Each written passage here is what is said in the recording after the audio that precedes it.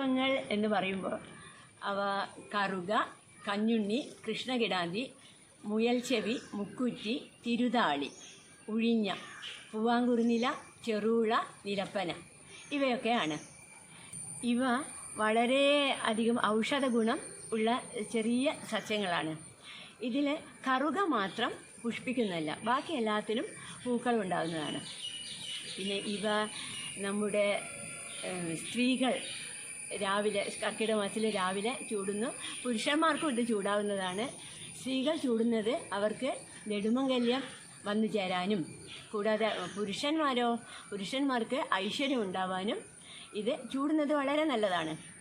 ഈ ദശപുഷ്പങ്ങൾക്ക് ഓരോന്നിനും ഓരോ ദേവതാ സങ്കല്പമുണ്ട്.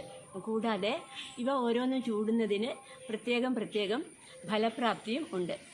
ഇതിനൊരു ക്രമവുമുണ്ട്. ക്രമത്തിൽ ഒന്നാമതായിട്ട് കറുകയാണ്. ഈ കറുകയുടെ ദേവത ആദിത്യനാണ്. ഇത് ചൂടുന്നത് കൊണ്ട് നമുക്ക് ആധിയും വ്യാധിയും എല്ലാം ഒഴിഞ്ഞ് കിട്ടും. ഇനി രണ്ടാമതായിട്ട് കൃഷ്ണകിടാന്തി, ഇതിന് വേറൊരു പേര് വിഷ്ണു കിടാന്തി. ഇത് ചൂടുന്നത് കൊണ്ട് ഇതിൻ്റെ ദേവത വിഷ്ണുവാണ്, കൃഷ്ണനുമാണ്. പിന്നെ ഇത് ചൂടുന്നത് കൊണ്ട് നമുക്ക് വൈകുണ്ഠപ്രാപ്തി ലഭിക്കും, കൂടാതെ ഭഗവാന്റെ പ്രീതി ലഭിക്കും. മൂന്നാമതായിട്ട് തിരുതാളിയാണ്. തിരുതാളിയുടെ ദേവത മഹാലക്ഷ്മിയാണ്. ഈ തിരുതാളി ചൂടുന്നത് കൊണ്ട് നമുക്ക് ഐശ്വര്യം ലഭിക്കും. നാലാമതായിട്ട് പൂവാങ്കുറുനില, ഇതിൻ്റെ ദേവത ബ്രഹ്മാവാണ്.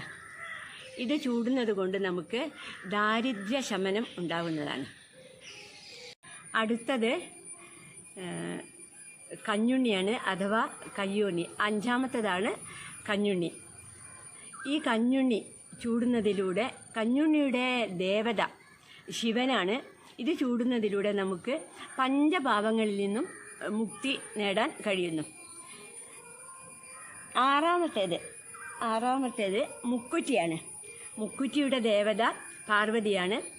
ഈ മുക്കുറ്റി ചൂടുന്നതുകൂടെ നമുക്ക് ഭർത്തൃസുഖം ലഭിക്കുന്നു, കൂടാതെ സൽപുത്രന്മാരുണ്ടാവുന്നു, വാർദ്ധക്യ സൗഖ്യം ലഭിക്കുന്നു. അതാണ് ഈ മുക്കുറ്റിയുടെ സവിശേഷത. ഏഴാമത്തേത് നിലപ്പനയാണ്.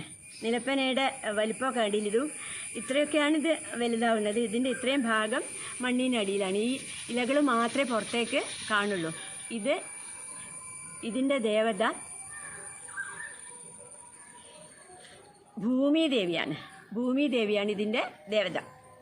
ഈ ഭൂമിദേവിയോളം ക്ഷമ വേണമെന്നൊക്കെ നമ്മൾ പറയാറുണ്ടല്ലോ. അതുകൊണ്ട് തന്നെ ഈ നിലപ്പന ചൂടുമ്പോൾ നമുക്ക് നന്നായി ക്ഷമ കിട്ടും, വിവേകം ഒക്കെ ഉണ്ടാവും.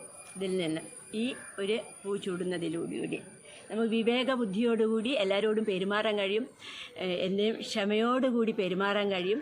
അതാണ് ഈ ഒരു നിലപ്പന ചൂടുന്നതിൻ്റെ പ്രത്യേകത.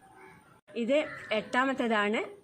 ഇത് ഉഴിഞ്ഞയാണ്. ഉഴിഞ്ഞ എന്ന് പറഞ്ഞാൽ ഇത് വലിയൊരു വള്ളിയാണ്. ഇതിൻ്റെ തലപ്പ് മാത്രം പൊട്ടിച്ചുകൊണ്ടെന്നാണ്.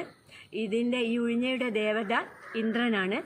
ഇത് ചൂടുന്നതോടുകൂടി നമുക്ക് അഭീഷ്ടപ്രാപ്തി ലഭിക്കും. നമ്മൾ എന്തൊക്കെ ആഗ്രഹിച്ചോ അതൊക്കെ പ്രാർത്ഥിച്ചുകൊണ്ട് ഇത് ചൂടുക. അപ്പോൾ ആ ഒരു നമ്മുടെ ഇഷ്ടങ്ങളൊക്കെ നിറവേറും. അടുത്തതായിട്ട് ചെറുള, ഒമ്പതാമത്തെയാണ്. ഇതാണ് ചെറുള. ഇതിൻ്റെ പൂവിട്ടിട്ടില്ല. ഇത് ഞാൻ പൊട്ടിച്ചുകൊണ്ടെന്നാണ്, വേരോടുകൂടി എടുത്തിട്ടില്ല.